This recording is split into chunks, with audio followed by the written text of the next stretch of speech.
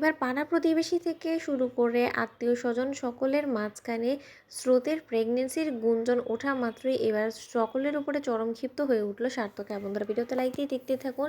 স্রোতের যখন অসুস্থ শরীর নিয়ে হঠাৎ করে গা ঘোলানো থেকে শুরু করে বমি পাওয়া, মাথা ঘোরানো শুরু হয়ে যায়, ঠিক সেই মুহূর্তেই স্রোতকে দেখতে আসা সার্থকদের বাড়ির আত্মীয় স্বজন বলতে থাকে যে কেন জানি না আমার মনে হচ্ছে যে এই বউ হয়তো বা পোয়াতি, দেখো গিয়ে ওকে টেস্ট করে এনে ও হয়তো বা প্রেগনেন্ট হয়ে বসেছে। কি রে সার্থক, তোদের মধ্যে বিয়ের আগে থেকেই তাহলে ঘনিষ্ঠ সম্পর্কে ছিল, তাই না? তুই আমাদের কাছ থেকে সকল জিনিস লুকিয়ে যাওয়ার চেষ্টা করেছিস, তাই তো? তখন এই কথা শোনা মাত্র সার্থকের পিসিমণি বলতে থাকে যে তোমরা কী সব কথা যে বলো না, বলো তো, তোমাদের মাথা খারাপ হয়ে গেছে বলো তো? আমাদের সার্থক এবং তোরা কেউই এরকম না। আর যাই হয়ে যাক না কেন, সার্থকের বাবাই সার্থককে দেখে শুনে বিয়ে করিয়েছে। তোমরা শুধু শুধু স্রোতে সার্থকের পবিত্র সম্পর্কটাকে এরকম নোংরা করার চেষ্টা করো না তো। দেখি কথা বলা মাত্র সার্থক বলতে থাকে যে কি বলেছে এই কথাটা আমি তাকে একবার দেখতে চাই, তার কাছে কি প্রমাণ আছে যে আমার এবং স্রোতের মাঝখানে বিয়ের আগে থেকে সম্পর্ক ছিল? আর কেই বা এই কথাটা বলেছে যে স্রোত প্রেগনেন্ট, ওর মধ্যে কিসের এত প্রেগনেন্সি সিমটমস দেখা গিয়েছে বলো তো পিসিমণি? তখন এই কথা বলা মতো সার্থকের পিসিমণি বলতে থাকে যে ওরে সার্থক, লোকে তো কথা বলবি, সকলের মুখ তুই কি চেপে ধরতে পারবি বলতো?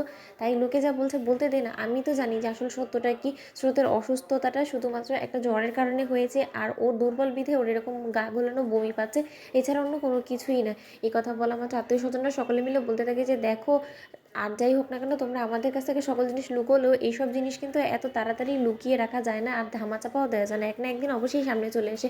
এই যে দেখেছো তো, এখন তোমাদের বিয়ের দুদিন যেতে না যেতেই কীরকম তুমি প্রেগনেন্ট যে এটা সকলের কাছে ধরা পড়ে গেল, তাহলে নিশ্চয়ই তুমি বুঝতে পারছো। তাই স্রোত, আমি তোমাকে বলে রাখছি, তুমি যতই ছোটো সাজার আমাদের সকলের কাছে চেষ্টা করো না কেন, তুমি যে ভেতরে ভেতরে খুব বেশি অকালপক্ষ সেটা আমরা সকলে খুব ভালো করেই জানি। ওদিকে এই কথা বলা মাত্র সার্থক চরম ক্ষিপ্ত হয়ে উঠে আর বলতে থাকে যে আপনাদের মুখ যদি আপনারা এখনই সামলে না কথা বলেন তাহলে আমার থেকে খারাপ কেউ হবে না। আর আপনাদের এত বড় দুঃসাহস হয় কী করে যে আমার সামনে দাঁড়িয়ে আমার বউকে এরকম করে চরিত্রহীন বলছেন? বলুন তো, কে অধিকার দিয়েছে? তখন সার্থকের পিসিমণি বলতে থাকে যে আচ্ছা সার্থক, তোর কি মনে হয় ওরা কেউ কিছু বলে দিল আর অমনি আমরা সব কিছু বিশ্বাস করে নিলাম? সেরকমটা তো নয়। আর স্রোত, তুই একটু বোঝানোর চেষ্টা কর না। ওদিকে স্রোত সার্থককে শান্ত করে বলতে থাকে যে স্যার, আমি আপনাকে একটা কথা বলছি, কেউ কিছু বলে দিলে সেটা হয়ে যায় না।